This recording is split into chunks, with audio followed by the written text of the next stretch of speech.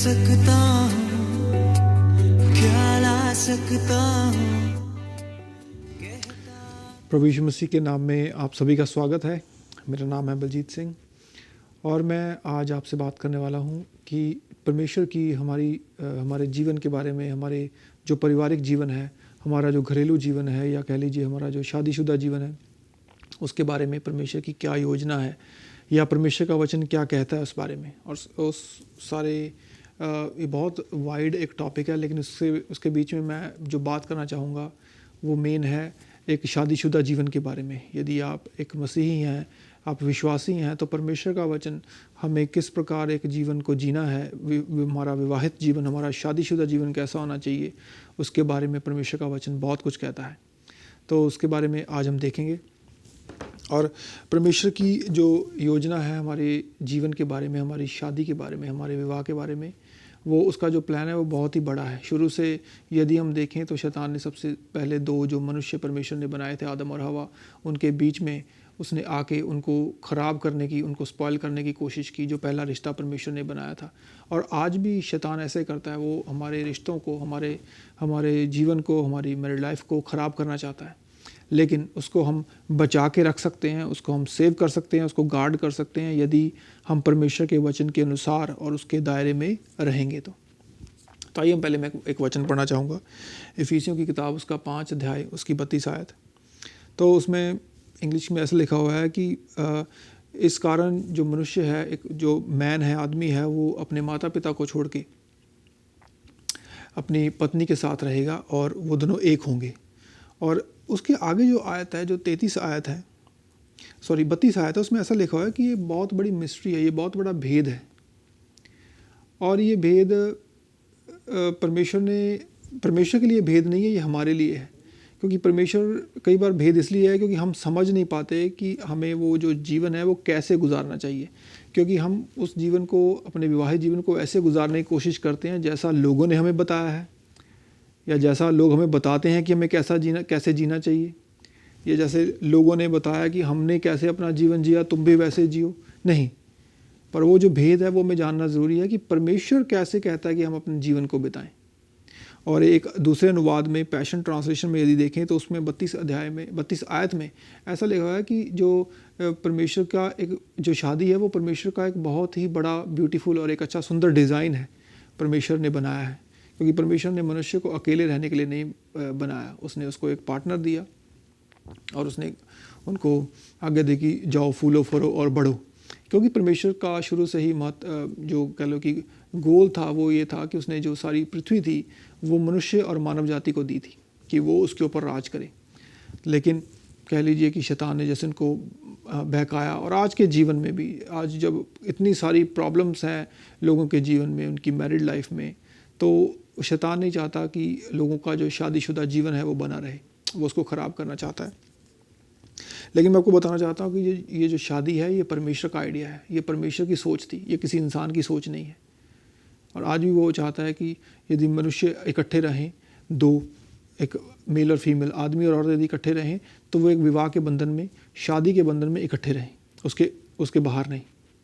तो ये परमेश्वर की योजना है, और उसको आज के यदि जीवन में देखा जाए, आज के दौर में देखा जाए, तो उसको भी शैतान ख़राब करने पर तुला हुआ है। क्योंकि लोगों की जो सोच है वो ऑल्टर हो गई है, लोगों की सोच है जो ख़राब हो गई है। लोग शादी को महत्व नहीं देते, वो उसके शादी के बिना भी लोग इकट्ठे रह रहे हैं। क्योंकि शैतान चाहता नहीं है कि हम उस जीवन को इस प्रकार फॉलो करें, अपने शादीशुदा जीवन को, जिस प्रकार परमेश्वर चाहता है। क्योंकि यदि हम परमेश्वर के बनाए हुए नियम के अनुसार अपनी शादी में चलेंगे तो उसके ऊपर आशीष होगी, और यदि परमेश्वर के बनाए हुए दायरे से बाहर जाएंगे तो उसके ऊपर कभी आशीष नहीं होगी। वो कर्ज के नीचे आता है, वो श्राप में आ जाता है, आपके जीवन में चीज़ें सही नहीं जाएंगी। और आज के ये जो मॉडर्न टाइम चल रहा है, मैं बहुत सारे लोगों को देखता हूँ कि जो लोग बिना शादी के, हम सुनते भी हैं, हम देखते भी हैं, इकट्ठे रह रहे हैं। और यदि जब उनसे बात करते हैं तो वो कह देते हैं कि हम इकट्ठे रह रहे हैं, हमें शादी की ज़रूरत नहीं है, आवश्यकता नहीं है। लेकिन धीरे धीरे जितना आप उनसे ज़्यादा बात करते जाएंगे, आप उसको पाएंगे कि वो खुश नहीं है। क्योंकि वो लोग आपस में एक सौदेबाजी के रूप में रहते हैं, क्योंकि उनमें कोई अटैचमेंट और इमोशन या वो नहीं है, वो होगा भी नहीं। क्योंकि वो उस दायरे में नहीं है, उस परमेश्वर के बनाए हुए जो परमेश्वर का जो अम्ब्रेला है जिसके नीचे उसने इस चीज़ों को रचा है, बनाया है, वो उससे बाहर है, वो उसके नीचे नहीं है। और मैंने जैसे पहले कहा कि यदि परमेश्वर के बनाए हुए नियम को तोड़ने की कोशिश करेंगे तो वहाँ पे कभी आशीष नहीं रहेगी, वहाँ पे हमेशा श्राप रहेगा। तो ये परमेश्वर का ही एक आइडिया था। और परमेश्वर चाहता है कि जो हमारा जो क्रिश्चियन हाउस है, जो हमारा घर है, जो हमारा जहाँ हम रहते हैं एज पति पत्नी पारिवारिक मेंबर्स, वो ऐसा होना चाहिए ताकि जो लोग जब उसको देखें तो उनको मालूम पड़े कि परमेश्वर का परिवार कैसा होना चाहिए। हमारा परिवार एक पिक्चर है ताकि जब लोग उसको देखें तो उनको वो समझ पाएँ कि परमेश्वर का परिवार कैसा होना चाहिए। यदि हम उसको सही रिप्रेजेंट नहीं करेंगे तो कभी, यदि हम उनको परमेश्वर के बारे में बताएंगे, वो परमेश्वर को जानने में कभी इंटरेस्ट नहीं लेंगे, क्योंकि वो देखेंगे कि यदि आपका घराना ही ऑर्डर में नहीं है, आपका खुद का परिवार ही उसमें गड़बड़ी मची हुई है, आपका आपस में प्रेम नहीं है, आप ही उखड़े उखड़े हैं, तो हम दूसरों को जाके जब बताएंगे कि परमेश्वर के बारे में, वो बोलेंगे हमें तुम्हारा परमेश्वर नहीं चाहिए। सो हमारा जो परिवार है, हमारा जो मैरिड लाइफ है, वो ऐसी होनी चाहिए ताकि लोग, हम उसमें से रिफ्लेक्ट कर सकें, उसमें से परमेश्वर लोगों को नज़र आए, उसमें लोगों को परमेश्वर का परिवार नज़र आए। सो वो बहुत ही ज़रूरी है। तो ये परमेश्वर की योजना है, परमेश्वर की जो कह लीजिए कि ठहराई हुई योजना परमेश्वर के लोगों के लिए, उनके परिवार के लिए थी, वो यही थी। लेकिन जैसे मैंने पहले कहा कि जैसे जैसे समय बीतता जा रहा है, लोग इसको ट्विस्ट करते जा रहे हैं, लोग इसको तोड़ते मरोड़ते जा रहे हैं, लोगों को जो लगता है सही वो वही कर रहे हैं। पर इस प्रकार आप अपने परिवार को ज़्यादा लंबे समय तक जोड़ नहीं पाएंगे। और उसमें बहुत सारे फंक्शन हैं। यदि हम पति पत्नी की बात करें तो बहुत सारी जिम्मेदारियाँ आती हैं। बाइबल बताती है कि यदि आप एक हस्बैंड हैं, यदि आप एक पति हैं, तो आपकी जिम्मेदारी है अपने परिवार के लिए चीज़ों को प्रोवाइड करना, अपने परिवार की ज़रूरतों को पूरा करना, अपने बच्चों की, यदि आपके बच्चे हैं तो अपने बच्चों की ज़रूरतों को पूरा करना, क्योंकि परमेश्वर आपसे उम्मीद करता है। परमेश्वर भी एक पिता है, और नए नियम में परमेश्वर की कलीसिया को परमेश्वर की दुल्हन कहा जाता है, कह लीजिए उसकी पत्नी कहा जाता है। तो जैसे परमेश्वर अपनी पत्नी का और पिता होने के नाते अपने बच्चों का ख्याल रखता है, तो परमेश्वर हमसे भी उम्मीद करता है, जो इसको परमेश्वर ने आदमी को जो ठहराया है औरत के ऊपर, तो परमेश्वर चाहता है कि हम अपनी जिम्मेदारियों को और अपनी रिस्पॉन्सिबिलिटीज़ को पूरा करें। आमीन। आइए हम एक और वचन देखेंगे इसी के रिगार्डिंग। पहला तिमोथी उसका 3 अध्याय उसकी 4 और 5 आयत हम देख लेते हैं। उसमें लिखा है कि यदि कोई अपने घराने का ध्यान नहीं रख सकता ढंग से, तो और अपने बच्चों के ऊपर वो नज़र नहीं रख सकता, अपने बच्चों को वो डिसिप्लिन में नहीं ला सकता, तो लिखा है कि यदि ऐसा कोई मनुष्य हो जो अपने घर का ध्यान ना रख पाए, तो वो परमेश्वर की कलीसिया का, या इंग्लिश में लिखा है कि चर्च ऑफ गॉड, परमेश्वर के घर का ख्याल कैसे रख पाएगा। तो हमारा जो ट्रेनिंग है वो घर से शुरू होती है। हमारी जो पहली सेवा है वो घर में शुरू होती है। पहली सेविका मनुष्य की घर में है।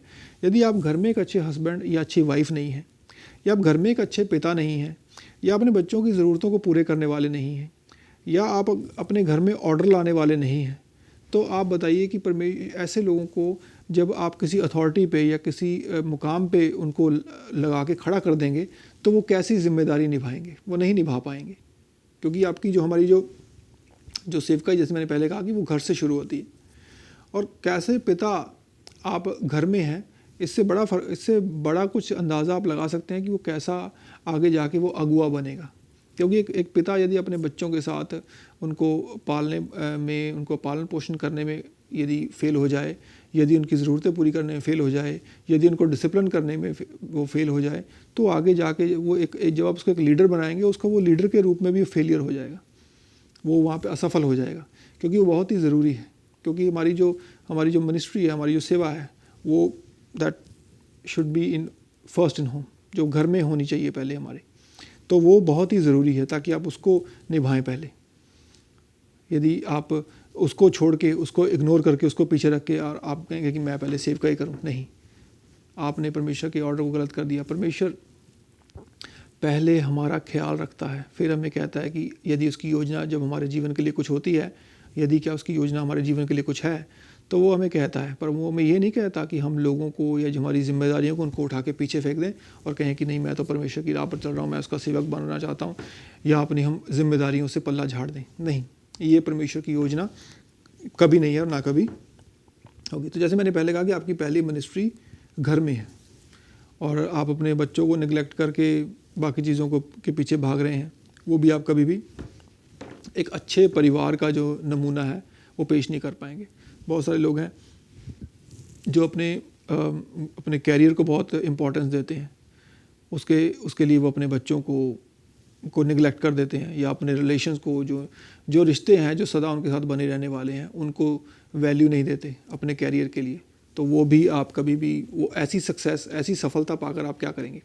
बहुत सारे लोग हैं मैंने अपने जीवन में देखे हैं और रोज़ देख रहा हूँ, जिन्होंने सिर्फ़ और सिर्फ अपने जीवन में पैसे के लिए अपने परिवारों को पीछे छोड़ दिया, और आज उनके पास खुशी नहीं है। उनके पास मटेरियल पोजेशन हो सकता है, उनके पास घर हो सकता है, उनके पास गाड़ियाँ हो सकती हैं, लेकिन उनके पास शांति नहीं है, और ना ही उनके बच्चों में और उनके बीच में प्यार है। क्यों? क्योंकि उन्होंने चीज़ों को जिनको वैल्यू देनी चाहिए उनको नहीं दिया। देखिए, परमेश्वर ने मत्ती अध्याय 6:33 में कहा है कि तुम मेरे धर्म और राज की पहले खोज करो, बाकी सब चीज़ें उसके पीछे हैं। तो परमेश्वर की खोज ही पहले बनी है। और परमेश्वर ने हमें ये नहीं कहा था कि जब तुम्हारे पास समय होगा तब तुम उसके धर्म और राज की खोज करना अपने स्पेयर टाइम में। नहीं, वो कोई ऑप्शन नहीं है वो आपके लिए कि नहीं, परमेश्वर ने कहा कि ये ऑप्शन है, अगर टाइम लगे तो कर लेना। नहीं, वो उसमें हमारा जीवन बसा हुआ है, उसमें हमारा जीवन बसा हुआ है। तो ये बहुत बड़ा टॉपिक है, मैं इसको आने वाले समय में मैं इसको कंटिन्यू करूँगा, लेकिन मैं इसकी जो फाउंडेशन और एक नींव रखना चाहूँगा आज इस वीडियो में, कि परमेश्वर की जो योजना है हमारे घर के लिए बहुत ही कह लीजिए कि बहुत ही स्ट्रॉन्ग है, क्योंकि वो चाहता है कि पहले जो हमारे रिश्ते हैं वो घर पे मजबूत हो, हमारा परिवार मजबूत हो, हम एक डिसिप्लिन वाले व्यक्ति हों घर में भी, हम एक ज़िम्मेदार व्यक्ति हों घर में भी। यदि हम वहाँ पे ज़िम्मेदारी अपनी पूरी नहीं करेंगे तो हम कभी भी एक ज़िम्मेदार अगुआ, या कह लीजिए कि सेवकाई में या किसी पोजीशन पे यदि आप जाएंगे, आप कोई भी या चाहे कह लीजिए कि किसी भी तरह आप इन्वॉल्व हैं मिनिस्ट्री में, तब कभी उन चीज़ों को प्रॉपरली ज़िम्मेदारी से पूरा नहीं कर पाएंगे। क्यों? क्योंकि आप ज़िम्मेदार व्यक्ति नहीं हैं घर में। मदर टेरेसा ने एक बार कहा था, मैंने जब मैं एक नया विश्वासी था, मैंने उनका एक कोट पढ़ा था मदर टेरेसा का। उन्होंने बहुत अच्छी बात कही थी। उन्होंने कहा था कि यदि आप दुनिया बदलना चाहते हैं, पहले घर जाएं और अपने परिवार और अपने बच्चों को प्यार करें, क्योंकि आपकी जो असली जगह है वहीं से शुरू होती है। हम अपने घर में एक दूसरे से जब हम प्यार नहीं कर सकेंगे तो हम दुनिया कैसे बदल पाएंगे? नहीं बदल पाएंगे, कभी नहीं कर पाएंगे।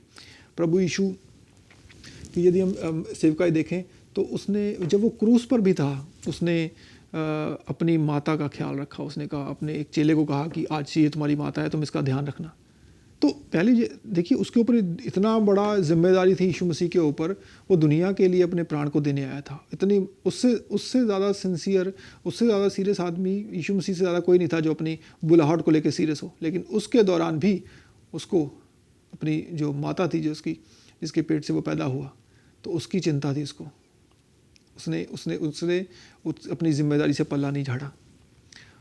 और उस प्रभु यीशु मसीह की जो सेवकाई थी वो सारी 3 या 3.5 साल की थी। उससे पहले का जीवन जो बाइबल तो हमें नहीं बताती, लेकिन हम इस बात को जानते हैं कि वो परमेश्वर के साथ जुड़ा हुआ होगा।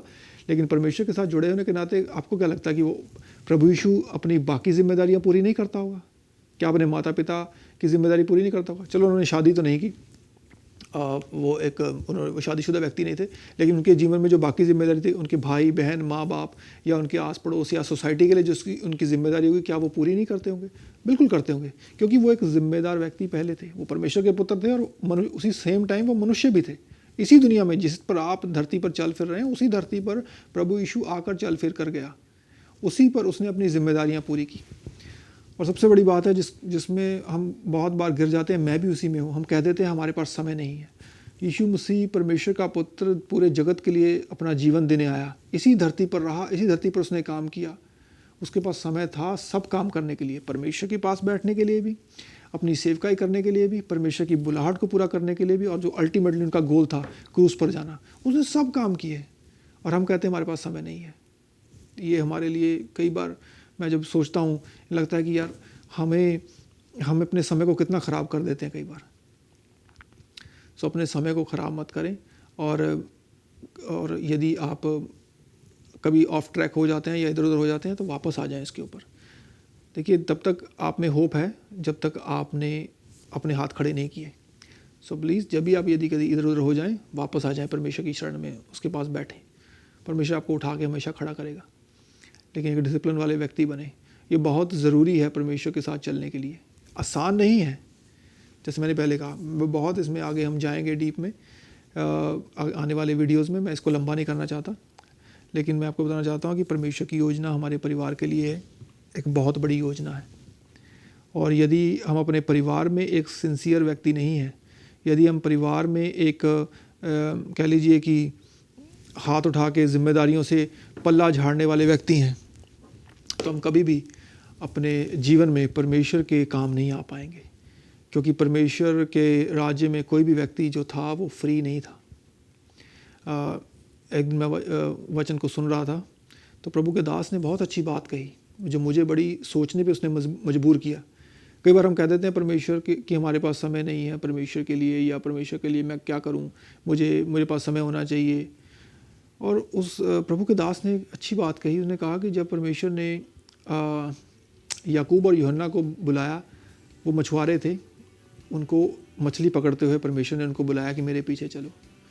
परमेश्वर ने जब अंद्रयास और पतरस को बुलाया तो वो भी मछली पकड़ रहे थे। एलिया ने जब अलीशा को बुलाया तो वो हल जोत रहा था।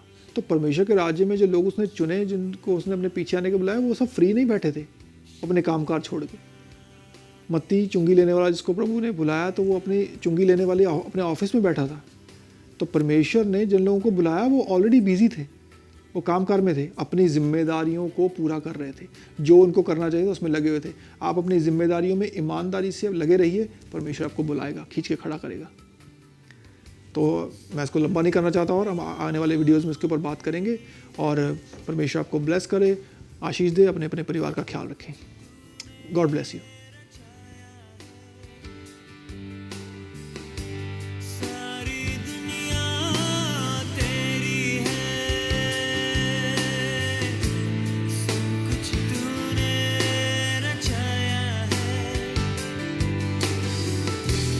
मुझको भी तूने बनाया है, तेरे जैसा किया है। क्या दे सकता हूँ, क्या ला सकता हूँ, कहता तुझे बस